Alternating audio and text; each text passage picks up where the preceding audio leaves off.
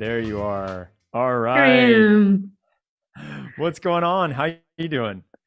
I'm doing great. Life's is fantastic. It's summertime. It's starting to get Mhm. warm. Well, how about yourself?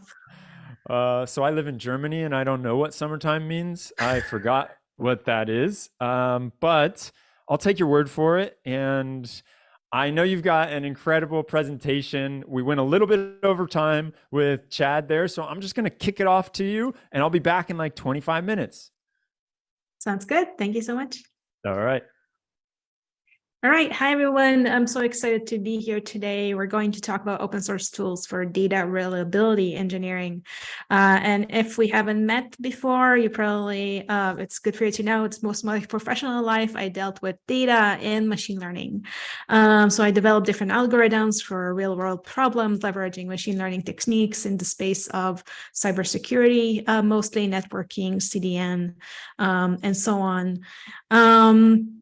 And that experience taught me that trusting data can be sometimes a challenge, as a big of a challenge of scaling data and machine learning systems. And many people don't fully understand or don't fully appreciate how big is the challenge. And so this is something that I will try to kind of convince you, hopefully, in it today. We're going to discuss about supporting the operations, the environments, the open source available, the different tools. And then we're going to dive into some of the things that exist in the industry. So next slide, please.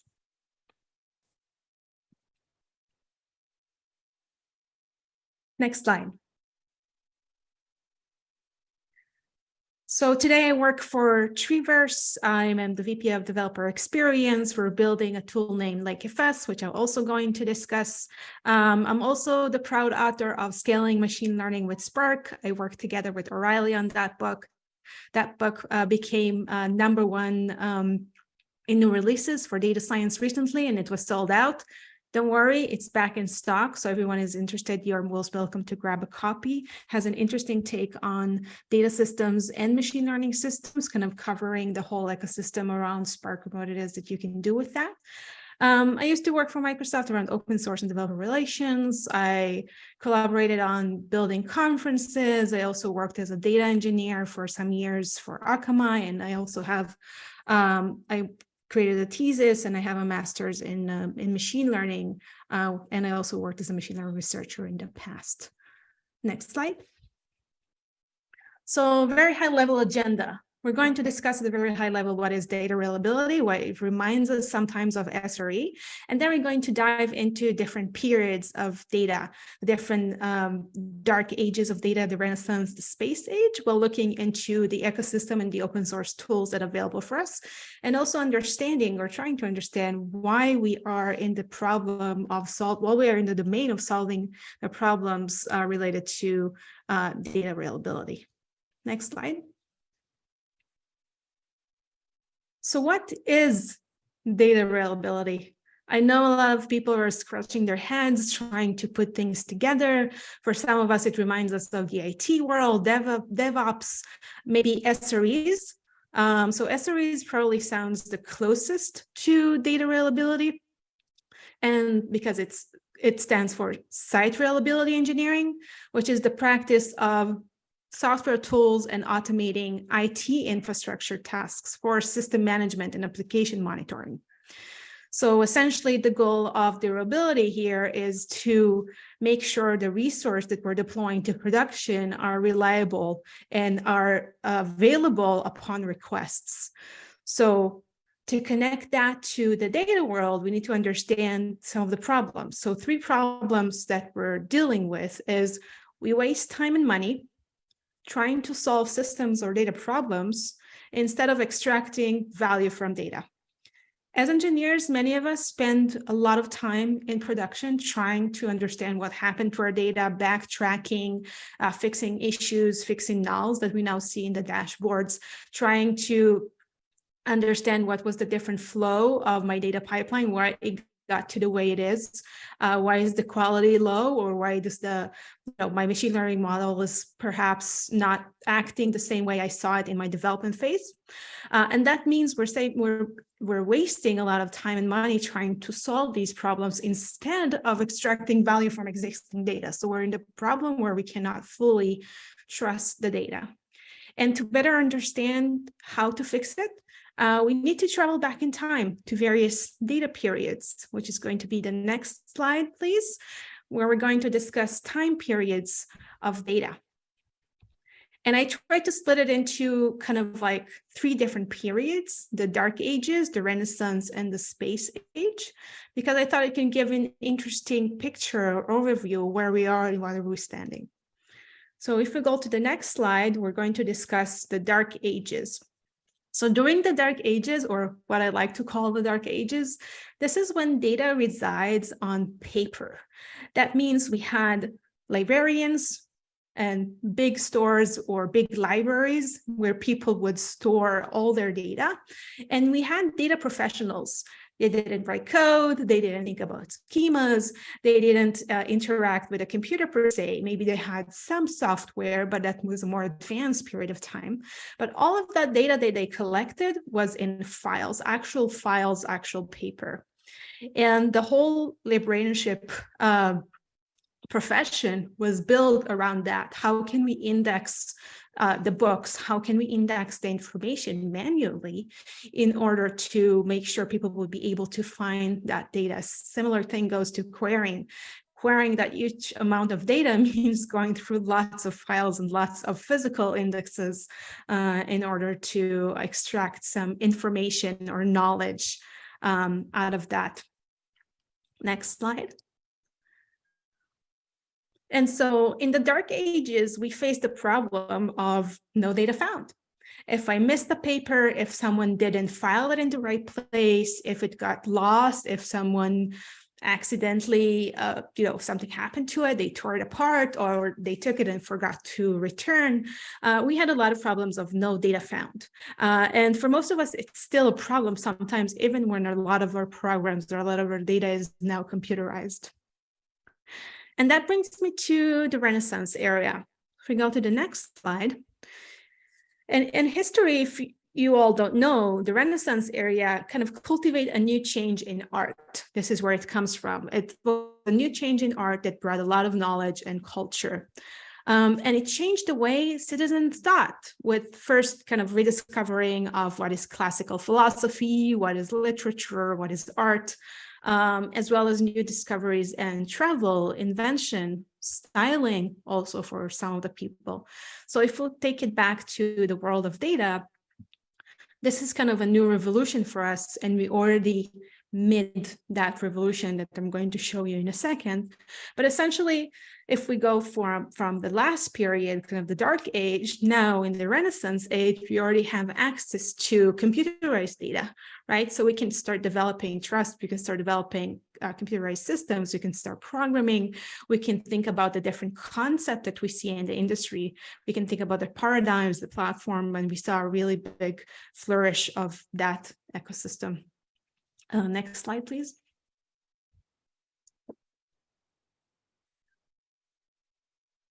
All right, so with that, a lot of things has changed in the recent years, starting from 1928, where Fritz starts storing information on tape. It was kind of like some of the few first steps into computerized or saving information that is not on paper, kind of like the process of putting metal strips on magnetic papers that eventually led to the magnetic tape at the end. And that was the foundation of what we know, or some of you don't, depending on how old you are, but kind of the video cassettes, movie reels, and so on. In 1948, in the UK, the smart engineers there created theoretical computers during World War II. And one of the first data processing machine to decipher Nazi code during that war, that was the Colossus. And it performed a Boolean and counting operations to analyze large volumes of data. And that was a really interesting revolution because now we're finally able to create Boolean and count operations. In 1959, IBM released their first artificial intelligence, or started discussing their artificial intelligence, which was another revolution, because if you ever work with machine learning, you know that you have to fit data to train the model.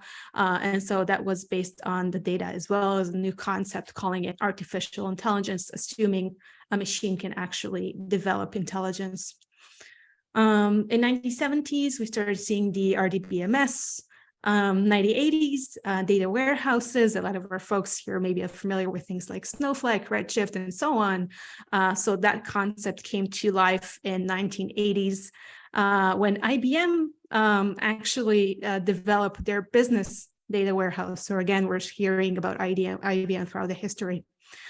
In 2016, there was a boom around big data. A lot of people didn't fully understand what was that concept, that philosophy of big data. How big is big data? What does it actually mean? It actually led to a lot of tooling, a lot of new abilities in the ecosystem, either based on open source or not. And next slide, please. We can see here the 2012 landscape of Matt. He released his first kind of what it is, a big data. What do we have here? This is kind of like the big data got a lot of attention. And since then, we know that data continues to be one of the most important and furiously growing innovation drivers across both large enterprise and new startups. A lot of the companies that you see here in the landscape still exist. You can see different companies like Cloudera and so on. And some of them, or some of the tools like Hive that it's still highly used in the industry. Everyone are trying to replace Hive for the last 11 or 12 years. Not a lot of people are successful with that. And it's still live and kicking and production systems, just as an example. And some of them doesn't exist anymore, or they were rebranded, or they were acquired. But the interesting thing is that data is still kicking. Data kind of has become the central nervous system for decision-making in organization as well. And it reached beyond just data science and data analysts and data engineers and analytics engineers. Like, everyone is a data producer and a data consumer in today's world. Next slide.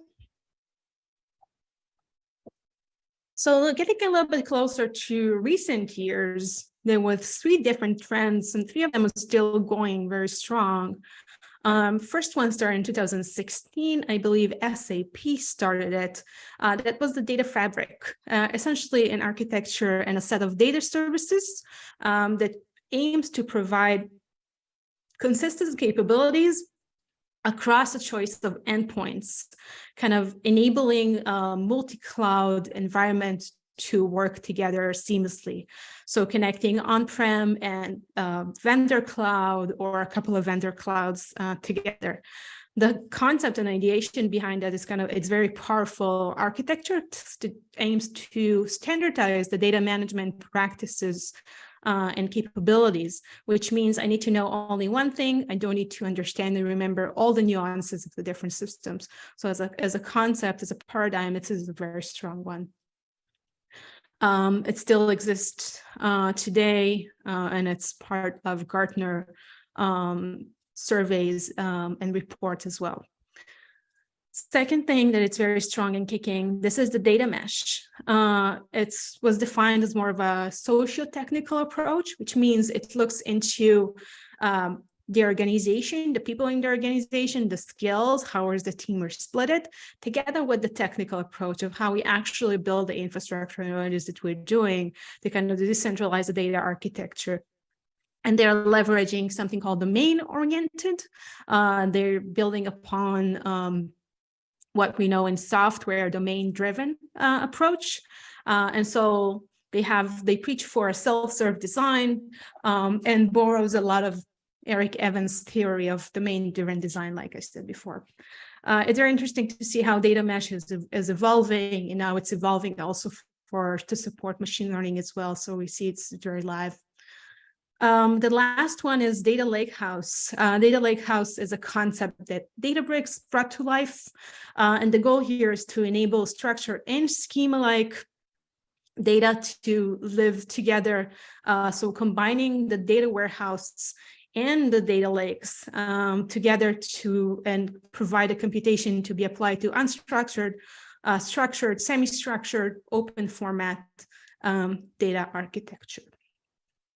Next slide, please.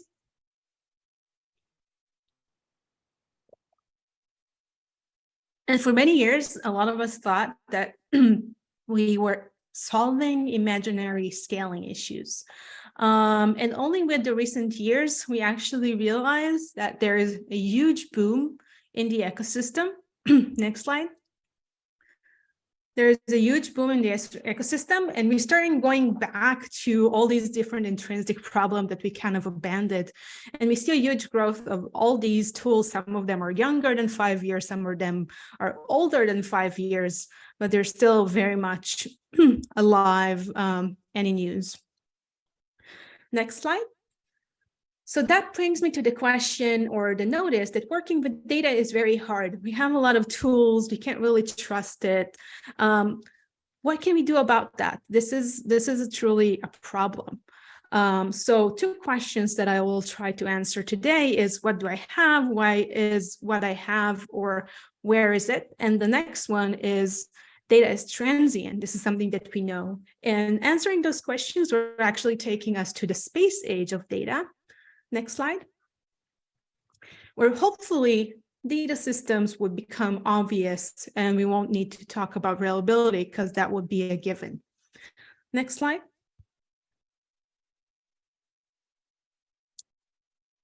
So the first question that we're going to talk about is, what do I have? Why is that? What is that? Why is that what I have, and where is it?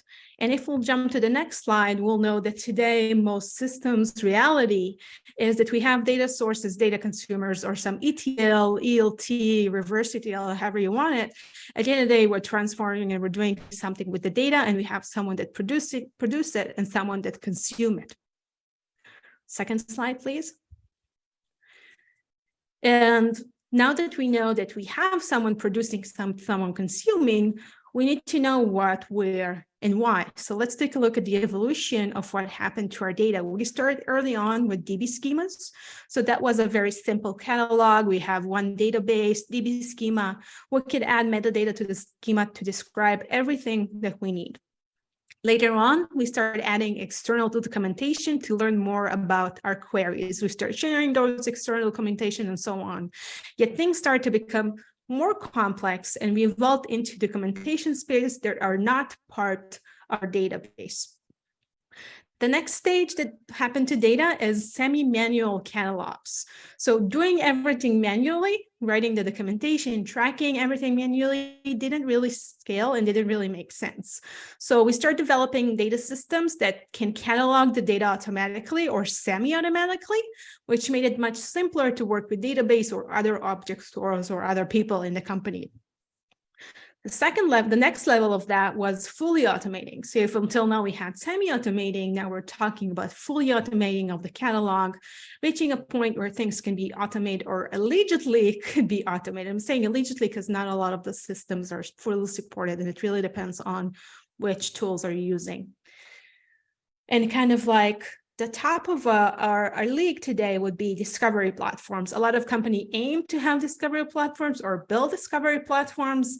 And now together with the LLM and the different models that people are building, we might finally reach that knowledge of discovery platforms into an organization.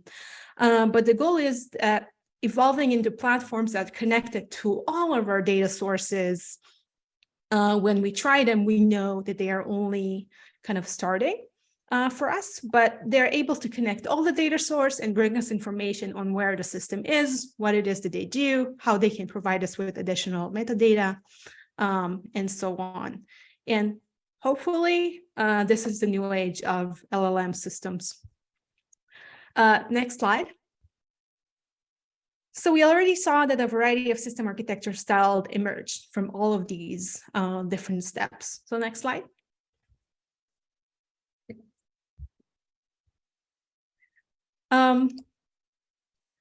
So what we have on the right side are the systems that have those tools that we can integrate, right? We'll see the storage, the DB, the meta stores, and so on.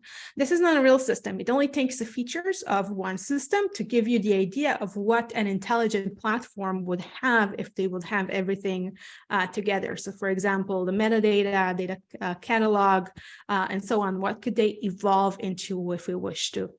And then we have kind of dynamic data of queries that we can do, and we can do frequently. In the middle, we have the data discovery problem. On the other side, we had the features. So we have the data sources, the discovery platform, and the features where we can essentially have them to collect all the data that enables us to run search engines or to do some collaboration or calculate lineage or preview the data or do some visualization, discover of relationships between different data sets, manageability, governance, and so on. But these are kind of like the essential building blocks or everything that we need in order to make our data more reliable and discoverable.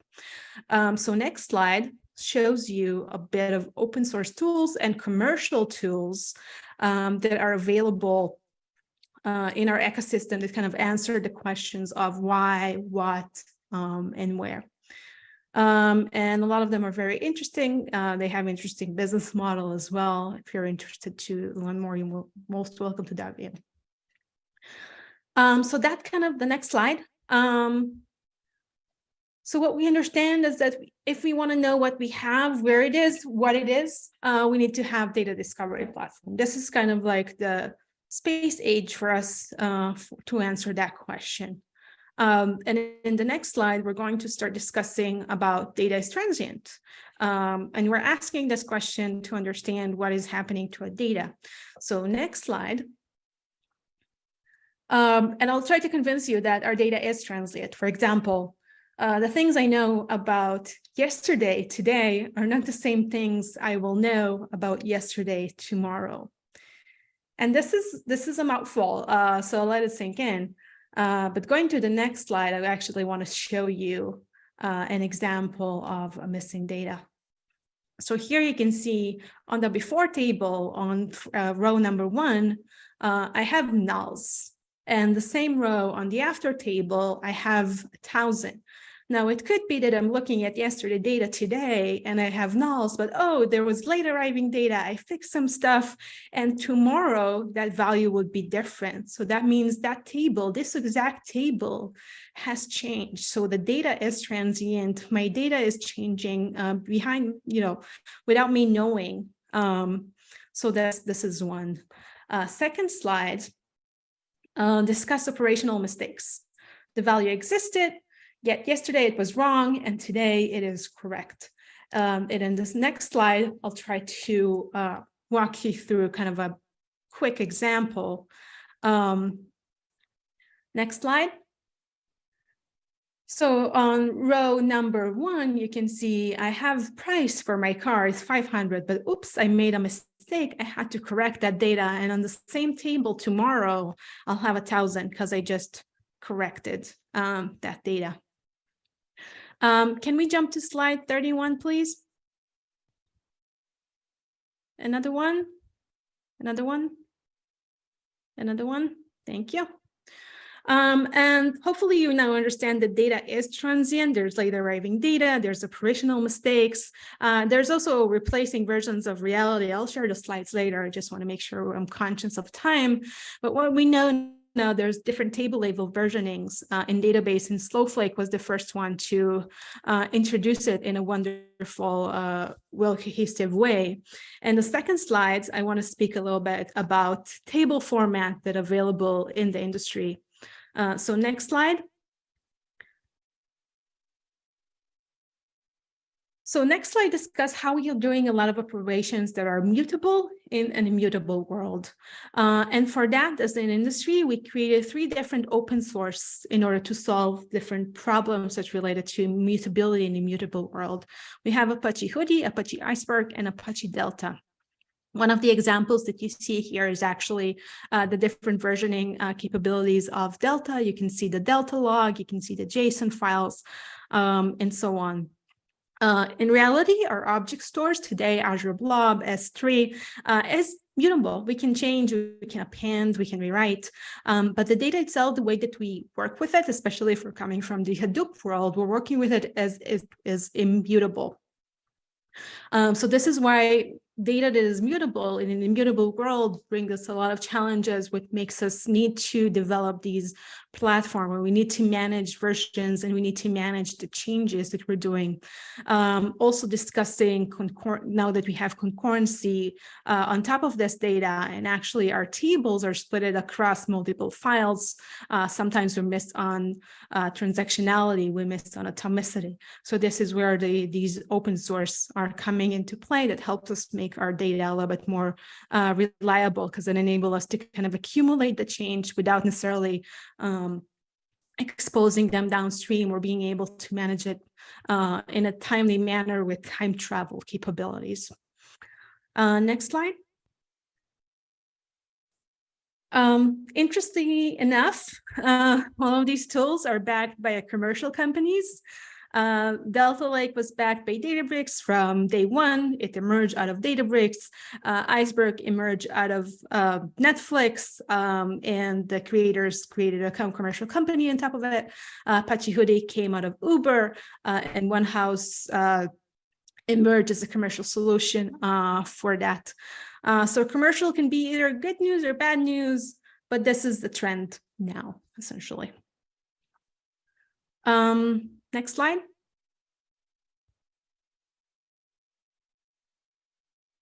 And we see some of the problems also related to data-centric AI. At the end of the day, we're managing a lot of different versions of our machine learning models. We're running a lot of experiments that are based on a lot of versions of our data, a lot of versions of the different code that we're running, combined with the environment, of course.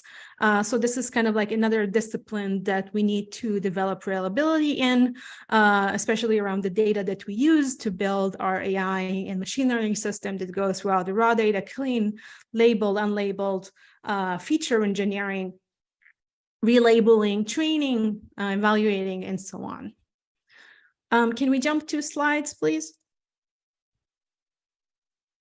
Thank you. And because I spoke a lot about data versioning, there is a new category, a new concept in the industry. I don't know if you heard about that, but this is data version control. There's a lot of companies that are starting to build more and more solution. You can see the data-centric MLOps worlds around DVC, Neptune AI, ClearML, Doug's Hub also on data. They also do some stuff for ML. And on the data, the more generic data approach or the get for data approach, there's like FS. This is the project that I am contributing to. There is Doug's Hub and there is Project Nessie. All of them provides open source solutions. Next slide. And hopefully I was able to convince you that in order for us to move from the Renaissance, we were talking about concept and paradigm and ideas into the space age, we have to solve these 2 main problems and adopt the data discovery platforms for our systems so we can find the data and the data version control because our data is transient. Next slide. If you're interested in the project I'm working on, there is the LakeFS QR code right in there. There's the link to the open source and to the documentation. We have Docker image. You can start running it today if you wish. If you're interested in my book around scaling machine learning with Spark, it is back in stock. So you are both invited to purchase a copy and let me know what you think. Thank you. Amazing. So everybody needs to go get that book. I'm just going to say it right now. I will vouch for it. There's a reason that it was sold out. It was so good. And we've got time for just one question. I'm going to ask it real fast because I would love to hear it. Since you did this whole historic take on how things have gone over the years, now if you're looking forward, we all know that there is this boom happening with AI. And do you feel like we are going to see things drastically change in this like data reliability space with this new paradigm of AI happening? For sure. I think the next phase of AI is going to give us that discoverability and knowledge system so people can train their own models in-house on their own data, on their internal documentations or anything that they need. So imagine kind of an engineer that needs to, write some code or, they need some reference to something that someone else did in the company and they can just write a query similar to ChatGPT, but it's all internal. So the data is private, it's saved, there's no IP going out, so that internal knowledge base, for sure. I think it has a lot of potential and we're going to see it more and more.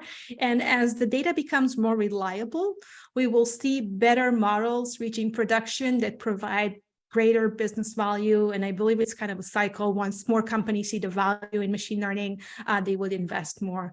So for sure, once we have reliable data, people would invest more into this business, and we're going to see a very healthy cycle going forward, in my opinion.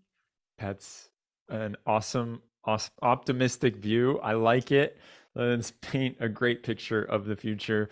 So thank you so much for this. There were a few more questions that came through the chat. I don't know, Adi, if you can answer them, if you can jump into the chat. Otherwise, people, I imagine, can just reach out to you on LinkedIn, where you are also active. So thank you so much again, everyone. Get this book, and we're going to keep cruising.